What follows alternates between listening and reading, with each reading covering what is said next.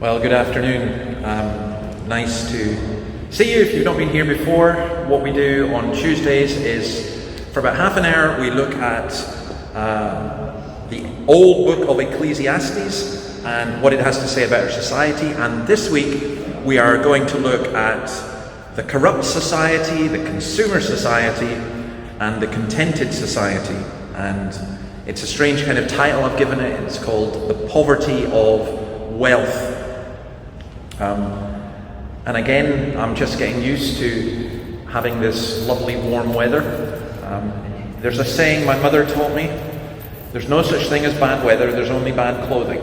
So if you're cold, it's your own fault. That's why I'm standing here in a jumper. But I do hope, we've got some light as well, that's great. So I do hope that this will prove stimulating to you. There's an opportunity to ask questions at the end. You can do so by text, or even if you want to speak out loud, you can. But I want to, before we read anything, I want to introduce this in two ways. First of all, something that's quite sad. There was a young, not so young man, actually he's a 60-year-old man who was sitting in the front pew here last Tuesday. A friend of mine called Stevie, and he said to me when we left, "See you next week." And rather sadly, Stevie died this week, and we remember him and we pray for his family as well. But it's an illustration to us of how fragile and brittle life is. We always want things to be exactly the same, but they're not, and we always think we'll go on forever, but we're not. And just even thinking about the preciousness and gift of time that we have here, each one of us here, who knows if we would ever all be together again in the same room. The second thing I want to do is just suggest that sometimes we don't appreciate the freedoms and benefits that we have in a country. Some of us do, but some of us don't. I don't mean this as an offence to any English person, but I have heard the phrase whinging Poms, as though English people particularly complain. Well, in that case, you don't know Scots, because we would manage to complain if we won the lottery.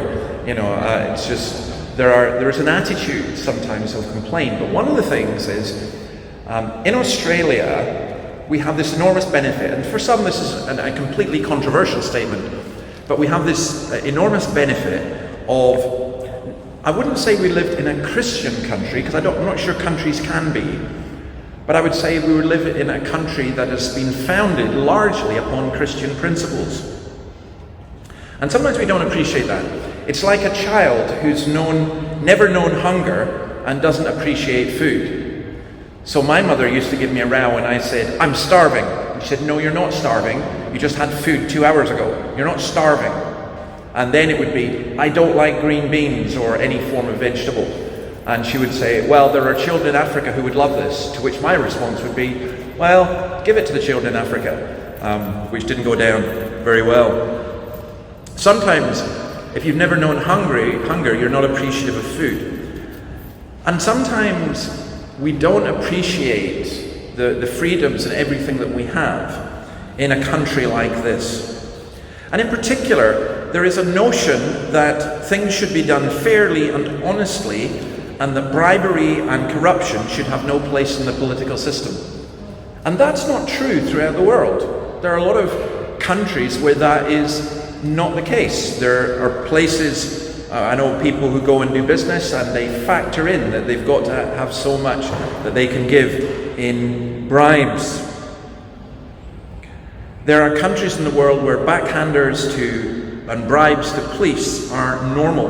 Now, I think they happen here, but it's still expected. That will not be the case.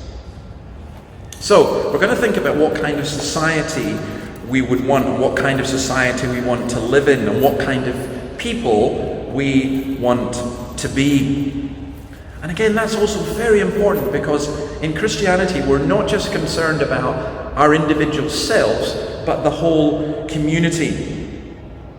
And although it may be a selfish thing, surely it's better to want to live in a good society. So what does that mean? What is a good society? So first of all, Ruth is going to read from Ecclesiastes chapter 5, verses 8 and 9.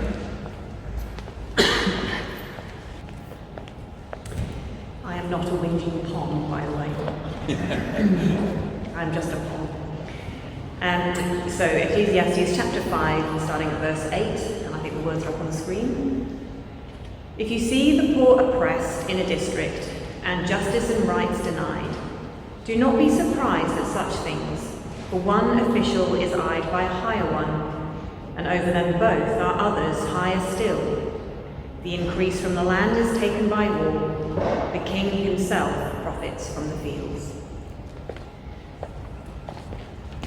Okay, this has taken place in a very different society from ours, but there are some basic principles here. Number one, the oppression of the poor. In chapter 3 and verse 16 and chapter 4 and verse 1, the same thing is described. And it describes the corrupt political system. Now, in today's society, of course, everyone's going to say we're for the poor. I always find that quite interesting. I grew up as a farm worker's son. I don't think we were poor, but there were a lot of people. There's an Indian proverb that says, I complained of having no shoes until I met a man with no feet. And I think that sometimes poverty is very relative. But I did, and my son still works in this community, live amongst people who, in Western terms, would certainly have been described as poor. And it was always quite interesting when wealthier people would say, oh, we care about the poor, and we want to do this for the poor. And it was usually often in terms of handouts, which was quite undignified. And it just seemed sort of wrong. Do you know what the most important thing for the poor is, by far, is justice. So that you get justice in a court, so that a rich person isn't better off in terms of a legal system. It's justice in terms of economics as well. And here, he's talking about the oppression of the poor. In the Old Testament book of Deuteronomy, God says this, don't deprive the alien or the fatherless of justice, or take the cloak of the widow as a pledge. And it is very interesting how often it's the poor who are exploited. So let me give you just one example. A friend we went for a walk one day, and he said, oh, you've got to go in here. And I said, why have I got to go in here? He said, it's a pokey. I said, what's a pokey? He said, that's why you've got to go in, you've got to see this. And I went into a pokey, and if you don't know what pokey is, I'm sure most of you don't frequent it, but a pokey is basically a place, a gambling thing, and I thought this was great. It was like free drink, and you could smoke in it as well, which seemed really weird. And then he said, you know, there are people who spend $10,000 in one visit to this place. And he told me of a place in Western Sydney where it was $90 million that were spent in the one place. And a lot of it is exploitation of the poor.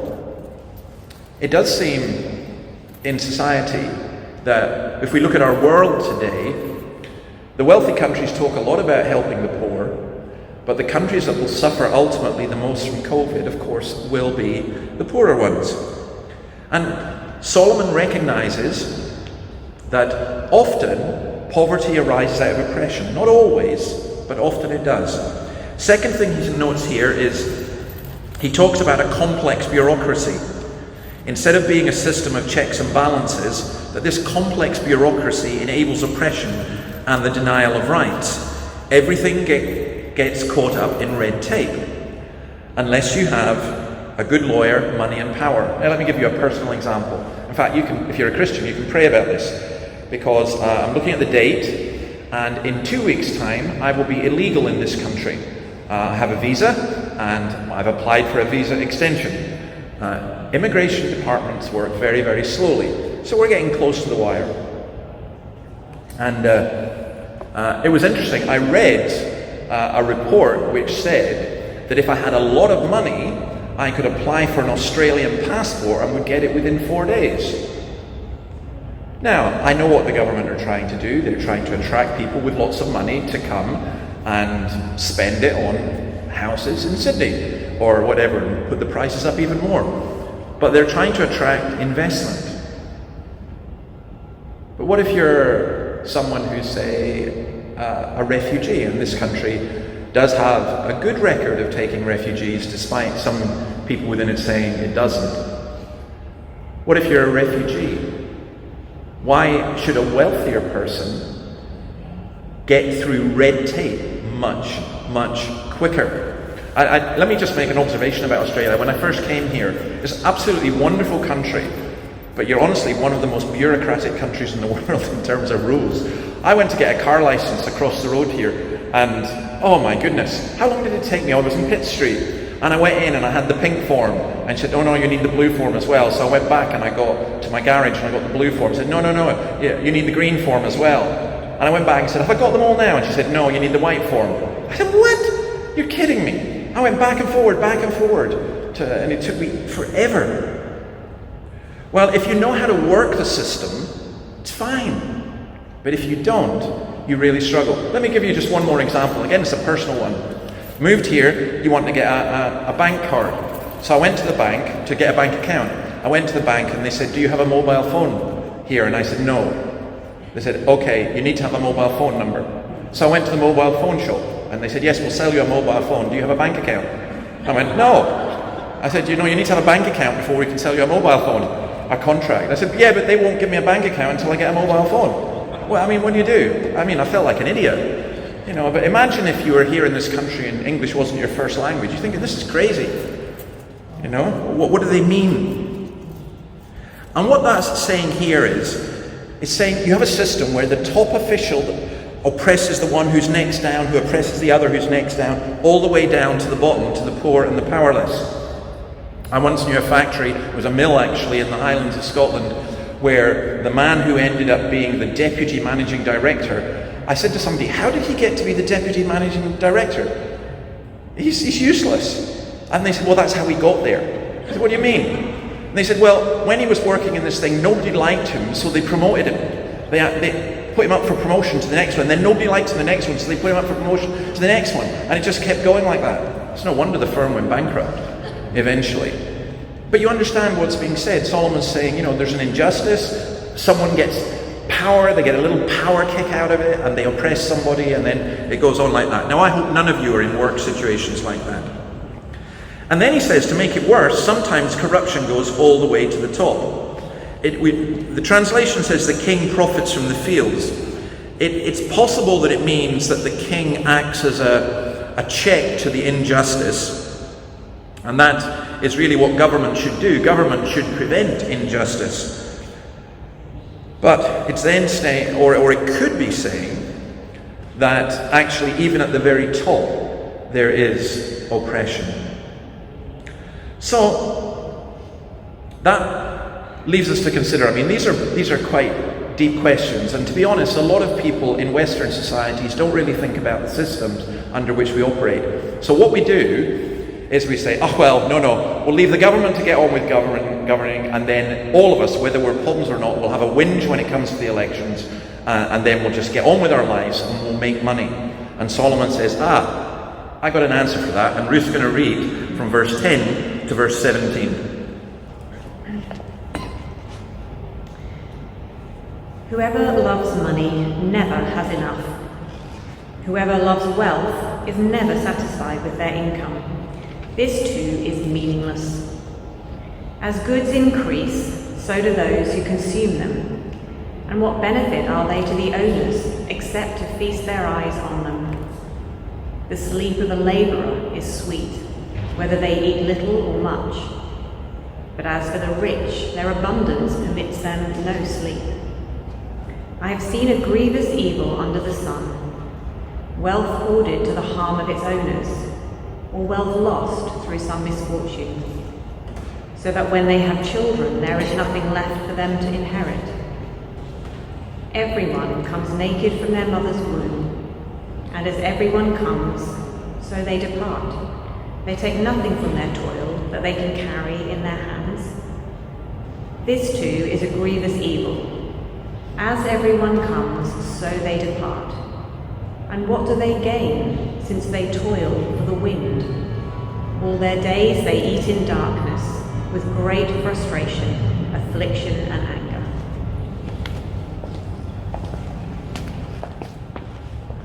Everything's relative, isn't it, in terms of wealth? I think most of us find ourselves in a position where we would acknowledge that we're not in abject poverty, though one or two of you may be.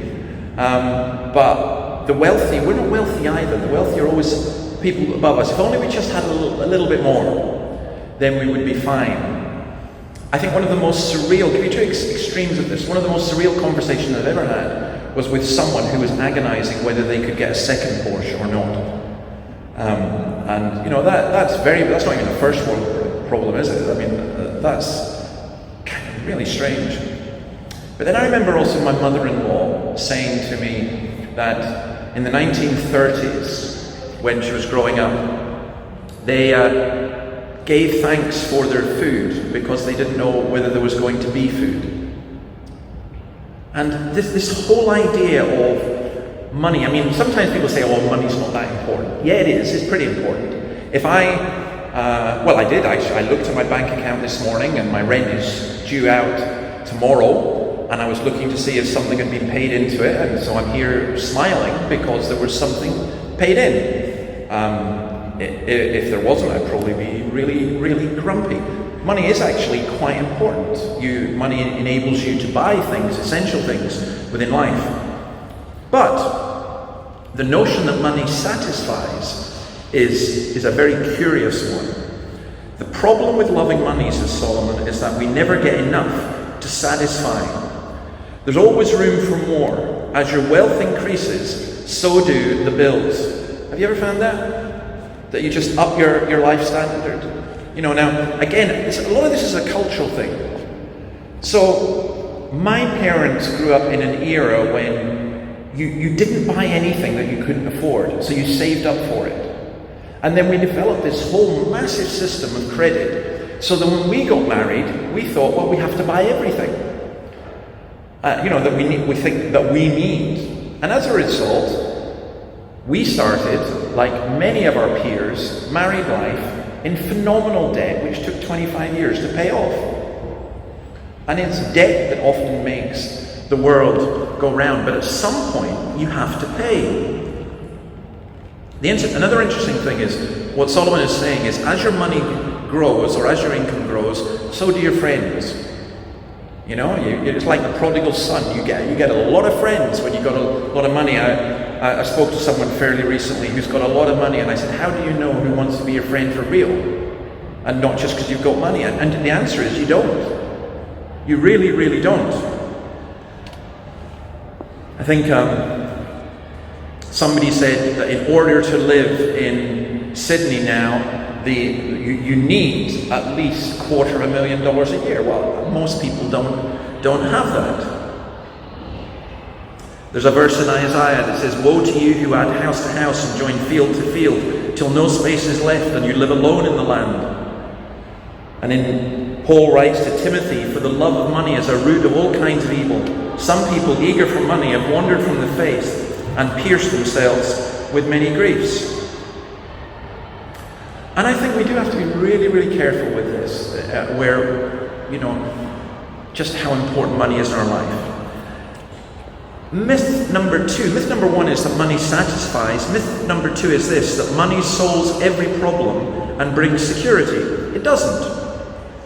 It doesn't. We're faced with insecurity. So Solomon speaks of the rich insomniac, the person who lies awake at night worrying about their money. If you don't have much to steal, you're not going to care if somebody steals it.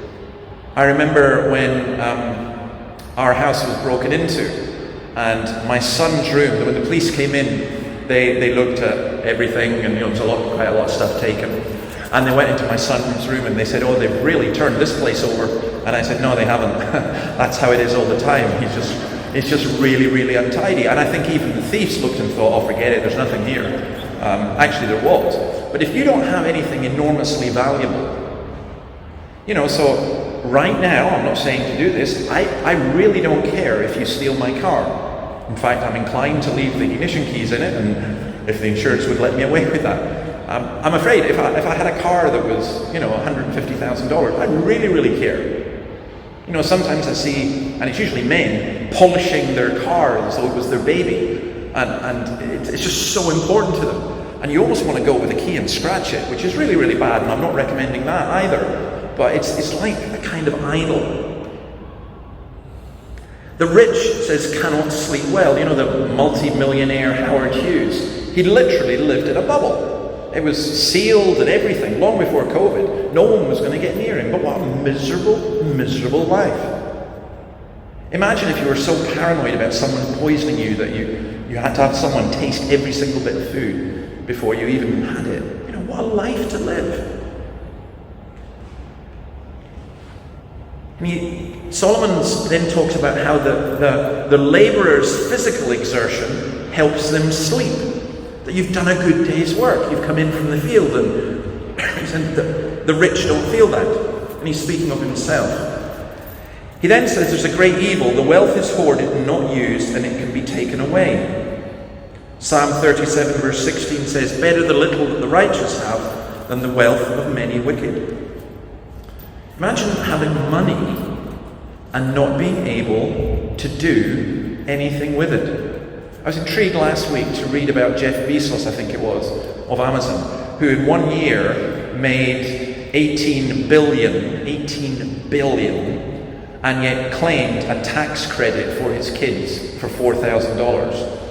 I'm thinking, who's that type with money? Scots are meant to be mean, but that's pretty desperate. Money does not solve every problem, and it doesn't bring ultimate security. And in the verses that are up there, you'll see the pyramids. Why the pyramids? Because the Egyptian pharaohs believed that they could take their wealth with them. And in some instances, they believed that they could take their families with them. And in some instances, the spouse would be buried alive. But their wealth would be put in the pyramid, and it was meant to go to the afterlife with them. But if you break into the pyramids now, and many people did break into the pyramids, you would find it's gone nowhere. The body's rotted, and the wealth hasn't gone anywhere. And so Solomon talks about being naked. You come out your mother's womb, you're naked. Nobody comes out fully clothed. Nobody comes out with a gold watch. And naked, you die.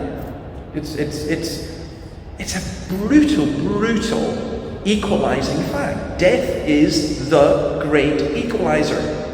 You're not more dead or less dead. Job says this, naked I came from my mother's womb, and naked I shall depart. The Lord gave, and the Lord has taken away. May the name of the Lord be praised. Now, verse 17, it's a brilliant summary. I think it's brilliant. You may think it's depressing. All their days they eat in darkness with great frustration, affliction, and anger. They eat in darkness just means they eat alone. The preoccupation with wealth leads to frustration. It leads to sickness, distress, and strain. And thus it leads to anger. And thus our plans are defeated. And thus we get frustrated and angry again. And I think that does describe a large amount of our society. Paul says, I've learned the secret of being content. What's that secret? Well, let's go on and read about that, verses 18 to 20 in Ruth.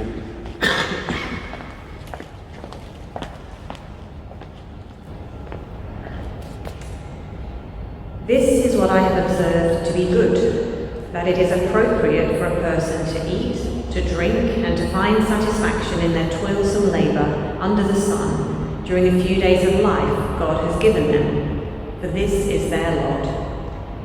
Moreover, when God gives someone wealth and possessions, and the ability to enjoy them, to accept their lot and be happy in their toil, this is a gift of God.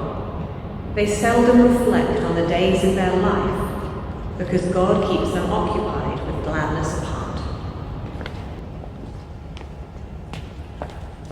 So yesterday, myself and my wife, we went up to the National Gallery because we thought it'll be nice and quiet, and it's celebrating the Queen's birthday, and it was absolutely packed.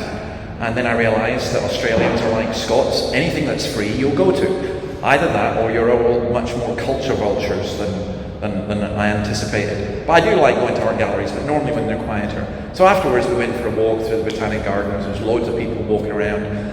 And then I was feeling a bit tired, and to be honest, a wee bit under the weather. and so we stopped. I can't remember, some place on City Quay that does Belgian chocolate. Well, I'm telling you this, after a Belgian chocolate and some waffles, I was thinking, this is a gift of God. You're feeling satisfied, you're glad you can enjoy it. Now, you don't need to have 20 of them. That would make you sick. You're just satisfied with what you've got. And what Solomon is saying here is that kind of contentment. It's that contentment when you finish a meal or when you do something. He's describing another life. On the one hand, he's describing a life that's full of frustration and anger and loneliness, and then he's describing a life that's full of contentment. A guy called Matthew Henry says this: nature is content with little, grace with less, but lust with nothing. And we do live in a bizarre world where the purpose of advertising is to encourage you to think that you don't have enough. If you only had whatever product they were selling you, then you would be satisfied. And yet you never are. It is like drinking salt water. So he mentions three things: food and drink, the basics, the simple pleasures, companionship, joy, satisfaction. Deuteronomy, God says this: use the silver to buy whatever you like, cattle, sheep, wine, or other fermented drink, or anything you wish. Then you and your household shall eat there in the presence of the Lord your God and rejoice. There is such a thing as a simple and contented life, and to be able to give thanks for what you have rather than worry all the time or always desire more. I think I was in hospital 10 years ago, very seriously ill for a number of weeks, and when I came out, I was nil by mouth for a long time, and I'm telling you, that was absolute agony. And literally nil by mouth. In fact, I almost died at one point because I persuaded the nurse, I have such persuasive powers, to give me some ice cubes, and she disobeyed her instructions. She gave me some ice cubes and I caught pneumonia, and one of them went to my lung, and I felt really sorry for her. But when I finally got to eat food, you know what I really, really, really appreciated? Was water. Just water, just clear, clean water. And I don't think I'll ever drink water again without just going, wow, it's just great. And I think there's so many things in life we take for granted, but they're the basics, the simple pleasures. He then talks about satisfying work. Isaiah 55 says this: why spend money on what is not bread, and your labor on what does not satisfy? Listen to me, and eat what is good, and your soul will delight in the richest of fare. My dad was a farm worker, and in the area that we lived, oil was discovered, and oil rigs were built, and so on. And the oil rig yard was at the bottom of the hill where we lived. All my friends from school went straight into the oil rig yard, and they were earning 4 times what my dad earned. And so I said to him, Dad, why? Why don't you just go and get a job in the oil rig yard like all the other farm workers? And, then we'd have so much more money. And he said, I'm going to teach you something. And my dad taught me virtually nothing, but this is one lesson, at least as far as he was concerned. He kept many things to himself. But he said this, and I never forgot this. He said, we'd go into town, sure. We'd go into town, we'd get a house, we'd be better off. And he said, I'd be miserable. I'd hate working there. I like my job. And he said, I can't give you much advice, son, but can I give you one bit of advice? Whatever you do, try to enjoy it. If you can get a job that you enjoy, he says, some people can't. They have to earn a living, they can't. But if you can get a job that you enjoy, and I think that's really good advice, and that's what Solomon is talking about here. It's satisfying work. And then wealth and possessions. He says they're the gift of God. Now, it's not, the Bible doesn't say that wealth is wrong, but it does say that it's our attitude to wealth. I know what it is to be in need, says Paul. I know what it is to have plenty. I've learned the secret of being content in any and every situation, whether well-fed or hungry, whether living in plenty or in want. I love John Wesley's motto. He said this: make all you can, save all you can, give all you can. I got another example from J.D. Rockefeller, age 53, was the world's only billionaire. at that time. He was earning $1 million per week, which is probably 100 million nowadays. He was a sick man. You know what he lived on? He lived on crackers. He's earning $1 billion, lived on just thin biscuits, crackers and wheat, because he was so worried. And then he started to give his money away. And he kept giving it away. And his whole life changed and his health improved dramatically, and he lived to age 98. Now, this is not a scam. This is not me trying to say, hey, if you want to be happy, give me all your money. Because wouldn't that be a hypocritical thing? And some religious preachers do that. It's horrible. People see religion as a means to make money, and sometimes it can be. And it's just wrong. So in this verse, let me just finish by saying this. There's a sort of disadvantage here. Here's the problem. We are given good things. Food and drink, the basics, satisfying work, wealth and possessions. Maybe much more than we need. Personally, I've never felt so wealthy in my life. I'm so thankful for so many things that I have. And yet, here's the paradox. When you're given things, you stop thinking about what it all means and you come to rely on the things much more. I think what Solomon is saying here is that we need to be aware of the brevity of life, but to enjoy life, not in the sense that we spend all our days thinking we're going to die. We enjoy each day as it comes, but we don't look to money and business to preoccupy us. I would say that what's important in life is a life of joy and a life of faith. And this is a little bit controversial, but for me, secular life is a life of drudgery. I do know people who say, oh well, yeah, it's nice being religious, but it must be so boring. So boring. Right, I accept there are some boring Christians, and I also accept that, not everyone shares the experience I've had. But I have to say this, I expected my Christian life to be really, really boring. And since the day I became a Christian, I've never had a boring day. And sometimes I go to bed at night, I'm getting older, and say, Lord, please can I have a boring day tomorrow? It's like, isn't it the Chinese curse, may you live in interesting times? Well, Lord, please can I live in boring times? I don't want it to be interesting. I asked somebody about church, a meeting, I said, how was it? He said, really boring. I said, oh, that sounds terrible. He said, no, it was great, it means there was no fighting. There's no trouble. When you say someone has an interesting family, that's a very interesting way of putting it. But I quite like the fact that there's stimulus and lots of things that happen. I would say that the Christian life is the opposite of drudgery and the opposite of boring, that we are to enjoy it. And maybe this is a little bit too much as well for some people, but I really do mean this. I think if you don't know Christ, it's like living a life. It's like going to the best possible restaurant and having no taste. It's there, and you experience it to some degree, but you just don't have the taste. That's why Jesus says, seek first his kingdom and his righteousness, and all these things will be given to you as well. It's not a contrast between living a life that's enjoyable and, not religious or Christian, or living a life that's religious but not enjoyable. I would say the ultimate joy comes from being able to set everything in perspective, and from having your relationships and everything else set in a right perspective, and above all, your relationship to God. So do please consider that. We're going to take some questions. Why spend money on what is no bread? And if you want to put any of these in, there's the number there, and your labour on what does not satisfy. And so feel free to put a couple of questions in. I've got one here that I'll begin with, and you can add any others. And yeah, this is a very, very fair question.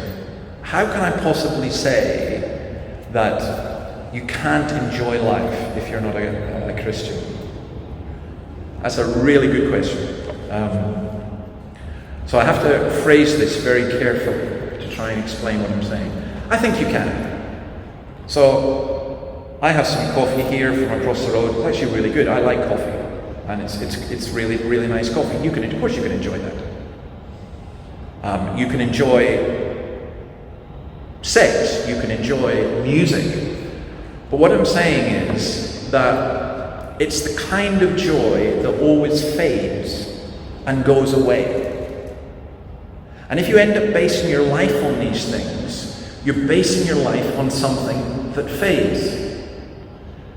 Whereas the ultimate joy comes from being able to enjoy things, knowing the security and the context. So, I think it's talking about a much, much wider thing about the context of our whole lives. One other question here. Is it wrong to be wealthy? Well, you can't answer that. De facto, it's not wrong. You know, you can be a poor person and be miserable, and you can be a poor person and be greedy as well, and so on, though I think it's less likely. It's more, how do you get your wealth? Do you know, I had a couple of boys I knew, when they left school, they started making a lot of money. How did they make the money? They went online poker, and they were brilliant at it. And they set up computers, and between them they bought a house with cash, and these were not wealthy guys.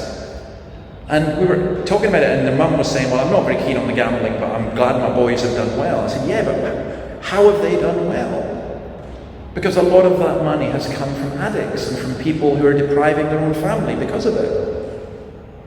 So how you make the money is quite important.